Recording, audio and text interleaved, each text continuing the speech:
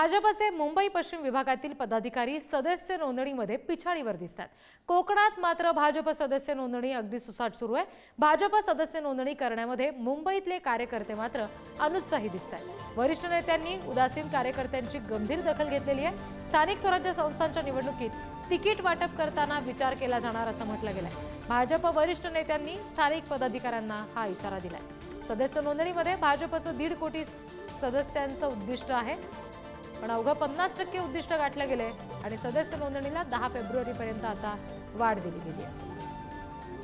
आणखी तपशील घेऊया प्रतिनिधी सुशांत सावंत यांच्याकडून।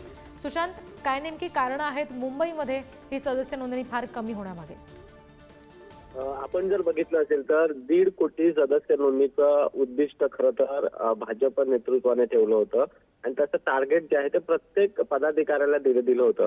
मात्र जेमतेम 50% टार्गेट आतापर्यंत सर्व पदाधिकाऱ्यांनी पूर्ण केल्याचं पाहायला मिळालंय आणि त्याचमुळे कुठेतरी 10 फेब्रुवारीपर्यंत ही आता वाढ देण्यात आली। त्यामध्ये सर्वात पिछाडीवर जे आहेत ते मुंबईतील पदाधिकारी आहेत, कारण मुंबईमध्ये सदस्य नोंदणीने तसा वेग पकडलेला नाही। तर दुसरीकडे कोकणात मात्र सदस्य नोंदणी जोरदार होते आहे। कोकणात मोठ्या प्रमाणात भाजपमध्ये सदस्य नोंदणी केली जाते, त्यामुळे कुठेतरी वरिष्ठांनी देखील आता याची गंभीर दखल घेतलेली आहे आणि जे उदासीन कार्यकर्ते आहेत ज्यांच्याकडून खरं तर सदस्य नोंदणी होत नाहीये त्यांना आता कुठेतरी धारेवर धरलं गेलेलं आहे आणि त्यांना सदस्य नोंदणी लवकरात लवकर करा असे थेट आदेश जे आहेत ते वरिष्ठ नेतृत्वाने दिले। त्यामुळे आपण जर बघितलं असेल तर ज्यांची सदस्य नोंदणी कमी होते, ज्या विभागाची सदस्य नोंदणी कमी होते त्यांचा भविष्यात स्थानिक स्वराज्य संस्थांच्या निवडणुका दरम्यान विचार केला जाईल असा सक्त इशारा जो आहे। सुशांत, एकंदरीत आता कशा पद्धतीची कारणं समोर येते ते पाहता येईल। धन्यवाद दिलेल्या सगळ्या माहितीसाठी।